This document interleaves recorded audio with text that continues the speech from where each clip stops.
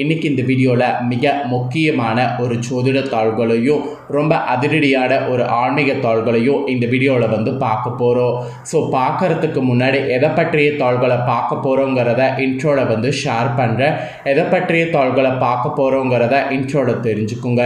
Already தம்ப்நெயிலில் பார்த்துருப்பீங்க, இருந்தாலும் இன்ட்ரோவில் சொன்னால் கொஞ்சம் யூஸ்ஃபுல்லாக இருக்குங்கிறதுனால இன்ட்ரோவில் ஃபஸ்ட்டு ஷேர் பண்ணுறேன். தற்போது ஆகஸ்ட் மாதமானது நடந்துகிட்ருக்கு. இந்த ஆகஸ்ட் மாதத்தில் ஒரு எச்சரிக்கையான நாளாக ஆகஸ்ட் 8ஆம் தேதி வர இருக்குது.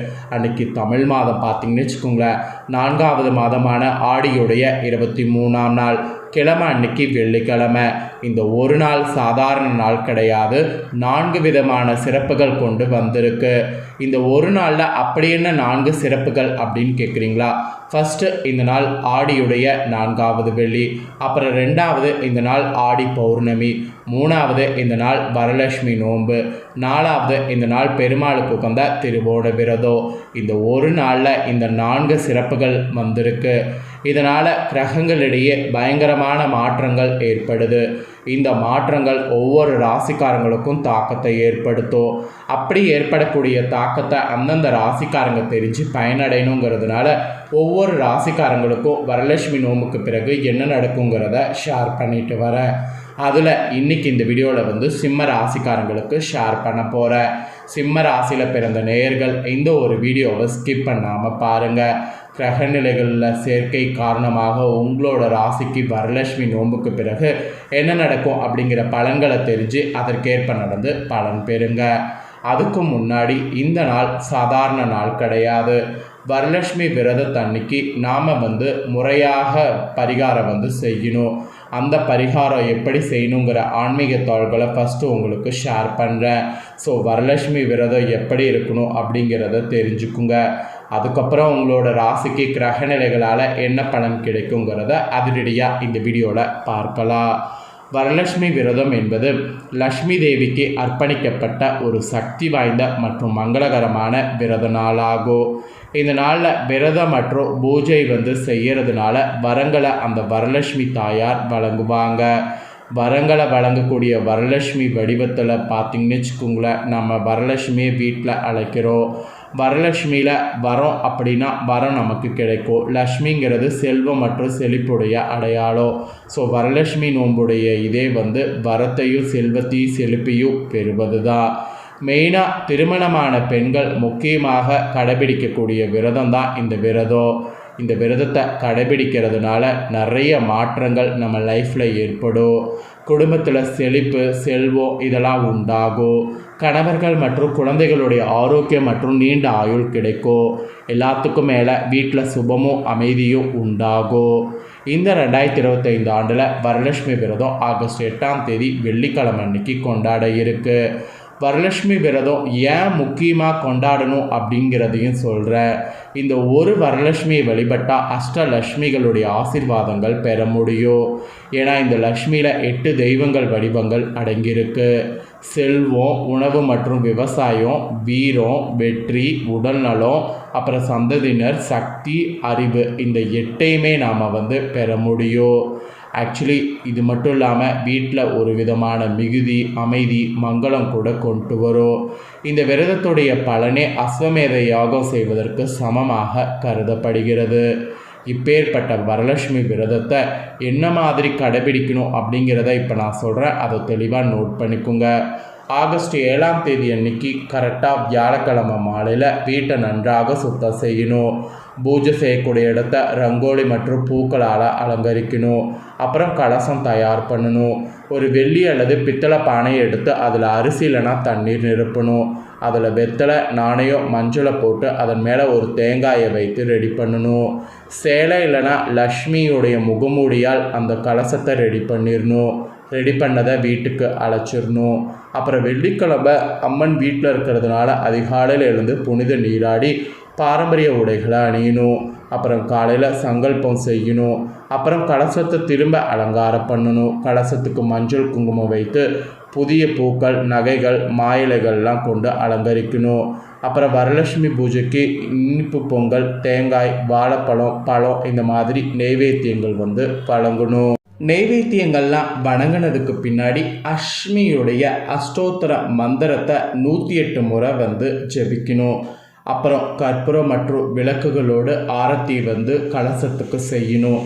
அப்புறம் கலசத்தில் வைத்த புனித நூலை வந்து பூஜை முடிஞ்சதுக்கு பின்னாடி பெண்கள் கழுத்துலேயும் ஆண்கள் கையிலையும் கட்டிக்கணும். அதுக்கப்புறம் மாலையிலையும் பூஜை செய்து பிரசாதத்தை வந்து பெரியவர்கள் திருமணமான பெண்களை வரவழைத்து அவங்களுக்கு வழங்கி ஆசியை வந்து பெற்றுக்கணும். இதுதான் வரலட்சுமி விரதம் சிம்பிளான முறையில் செய்கிறது. ஸோ சிம்பிளான முறையில் இப்படி செய்து அன்னையை வந்து வரவேறுங்க. அஷ்ட பலன்களையும் வந்து பெற்றுக்குங்க. இப்போ உங்கள் ராசிக்கு கிரகநிலைகள் ஆராய்ந்து பார்த்து என்ன பலன் கிடைக்குங்கிறத ஷேர் பண்ணுறேன். ஸோ என்ன பலன் கிடைக்கும் அப்படிங்கிறத தெளிவாக இந்த வீடியோவில் வந்து தெரிஞ்சுக்குங்க. ஸோ தெரிஞ்சு அதற்கேற்ப நடந்து பலன் பெறுங்க. ஆடி மாத இந்த வரலட்சுமி நோம்பிலிருந்து கிரகநிலைகளை ஆராய்ந்து பார்க்கும் பொழுது தொடக்கத்தில் உங்கள் ராசிநாதன் சூரியன் விரயஸ்தானத்தில் இருக்கிறார். எனவே விரயங்கள் கொஞ்சம் அதிகமாகவே இருக்கும். ஏற்றமும் இறக்கமும் கலந்த வாழ்க்கை உங்களுக்கு அமையும். எதிர்பார்ப்புகள் நிறைவேறுவதில் எண்ணற்ற தடைகள் வந்து சேரும். அது மட்டும் இல்லாமல் கொடுக்கல் வாங்கலில் ஏமாற்றங்கள் ஏற்படலாம். ஸோ அதனால் எதுலேயும் மிகுந்த கவனம் தேவைப்படும். ஸோ என்னடா இப்படிலாம் பயமுறுத்துறனே அப்படின்ட்டு நினைக்க வேண்டாம். ஸோ சிம்மராசினியர்கள் மிகுந்த கவனம் தேவை என்பதை புரிந்து அதற்கேற்ப செயல்படுங்க. உங்களுக்கு மிதுனத்தில் சுக்கிரனுடைய சேர்க்கை வந்து இந்த டைம் ஏற்படும். இதனால் என்ன நடக்குங்கிறத உங்கள் ராசிக்கு சொல்கிறேன். இந்த கிரக சேர்க்கையால் என்ன நடக்குங்கிறத சிம்ம ராசிக்காரங்க நீங்கள் தெரிஞ்சுக்குங்க. மிதுன ராசிக்கு சுக்கிரன் வரப்போகிறாரு. உங்கள் ராசிக்கு 3, 10 ஆகிய இடங்களுக்கு அதிபதியானவர் சுக்கிரன். அவர் தொழில்ஸ்தானாதிபதி சுக்கிரன் வந்து லாபஸ்தானத்துக்கு இப்போ வர்றதுனால தொழில் முன்னேற்றம் அதிகரிக்கும். புதிய ஒப்பந்தங்கள் இனி வந்த வண்ணமாக இருக்கும். புதிய கிளை தொழிலில் தொடங்கக்கூடிய சூழ்நிலை கூட ஒரு சிலருக்கு ஏற்படும். எதையும் திட்டமிட்டு செய்து வெற்றி காணக்கூடிய விதத்தில் சுக்கிரனுடைய சஞ்சாரம் இந்த டைம் அமைகிறது. மெயினாக வெளிநாடு செல்ல முயற்சித்த உங்களுக்கு அது கைகூடும். உத்தியோகத்தில் இருப்பவர்களுக்கு விருப்ப ஓய்வு பெற்றுக்கொண்டு வெளியில் வந்து சுயதொழில் தொடங்க நினைத்திங்கன்னா அதுவும் உங்களுக்கு கைகூடும். வருமானம் பெருகக்கூடிய நேரம்னு சொன்னால் அது மிகையாகாத உண்மை. மிதுனத்தில் சுக்கிரன் வந்து அமர்றதுனால இந்த மாதிரி அதிர்ஷ்ட பலன் உங்கள் ராசிக்கு இந்த வரலட்சுமி நோம்புக்கு பிறகு கிடைக்கும் என்பது குறிப்பிடப்பட்டிருக்கு. நெக்ஸ்ட்டு கன்னியில் வந்து செவ்வாயுடைய சஞ்சாரம் என்ன பலனை செய்யுங்கிறத சொல்கிறேன். கன்னியில் செவ்வாயுடைய பலன் வந்து என்னங்கிறத தெரிஞ்சுக்குங்க. அதாவது கன்னியில் செவ்வாய் வர்றதுனால என்ன பலன்கிறத தெரிஞ்சுக்குங்க. கன்னி ராசிக்கு செவ்வாய் வரப்போகிறாரு. உங்கள் ராசிக்கு 4, 9 ஆகிய இடங்களுக்கு அதிபதியானவர் செவ்வாய். அவர் 2வது இடத்திற்கு வரும்பொழுது இனிய பலன்கள் ஏராளமாக நடைபெறும். குறிப்பாக இடம் பூமி வாங்கக்கூடிய யோகம் உண்டு.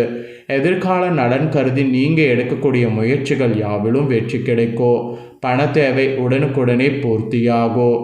பணிபுரியக்கூடிய இடத்துல உங்கள் திறமைக்குரிய அங்கீகாரம் கிடைக்கும். நினைத்ததை நினைத்த நேரத்தில் சாதித்து காட்டுவீங்க.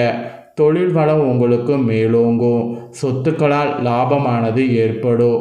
என்றைக்கோ குறைந்த விலைக்கு வாங்கி போட்ட இடம் இப்பொழுது நல்ல விலைக்கு விற்று லாபம் காண முடியும். இந்த மாதிரி பெரும் அதிர்ஷ்டத்தை இந்த கிரகங்கள் உங்களுக்கு கொடுக்க போகுது. அதாவது கண்ணில் செவ்வாய் வந்து அமர்றதுனால இந்த மாதிரியான அதிர்ஷ்ட பலன் உங்கள் ராசிக்கு கிடைக்கும் என்பது குறிப்பிடப்பட்டிருக்கு. மொத்தமாக உங்கள் ராசிக்கு பொது வாழ்வில் இருக்கக்கூடிய உங்களுக்கு தடைகள் அதிகரிக்கும். தொழில் மற்றும் வியாபாரம் செய்பவர்களுக்கு பங்குதாரர்களால் தொந்தரவு ஏற்படும். உத்தியோகத்தில் இருக்கிறவங்களுக்கு திறமைக்குரிய அங்கீகாரம் கிடைக்காது. கலைஞர்களுக்கு அதிக பிரையஸின் பெயரில் ஒப்பந்தங்கள் அமையும். மாணவ மாணவிகளுக்கு எடுக்கக்கூடிய முயற்சியில் குறுக்கீடுகள் ஏற்படும். பெண்களுக்கு சுப செலவுகள் அதிகரிக்கும். எதிர்காலத்தை பற்றிய பயம் ஏற்படும். ஸோ இந்த மாதிரி தான் இருக்கும். இதற்கேற்ப நடந்து பலன் பெறுங்க. ஸோ இந்த முக்கியமான தகவல்களை நீங்கள் பார்த்து பயனடைகிறது போல் உங்கள் ஃப்ரெண்ட்ஸ் ஃபேமிலியில் இருக்கிறவங்களும் பார்த்து பயனடையணும் அப்படின்னு நினச்சிங்கன்னா வீடியோ லைக் பண்ணி உங்கள் ஃப்ரெண்ட்ஸ் ஃபேமிலிக்கு ஷேர் பண்ணுங்கள். ஏன்னா இந்த தகவல்களை நீங்கள் பார்த்து பயனடைகிறது போல் உங்கள் ஃப்ரெண்ட்ஸ் ஃபேமிலியில் இருக்கக்கூடிய சிம்ம ராசிக்காரங்களும் பார்த்து இதற்கேற்ப நடந்து பலனடையட்டும். இதே போல் புதிய அப்டேட்டான நிறைய வீடியோ நம்ம சேனலில் போடப்படும். அதையெல்லாமே உடனுக்குடனே தெரிந்து கொள்ள மறக்காமல் நம்ம சேனலை சப்ஸ்கிரைப் பண்ணுங்கள். கூட பெல் பண்ண ப்ரெஸ் பண்ணுங்கள்.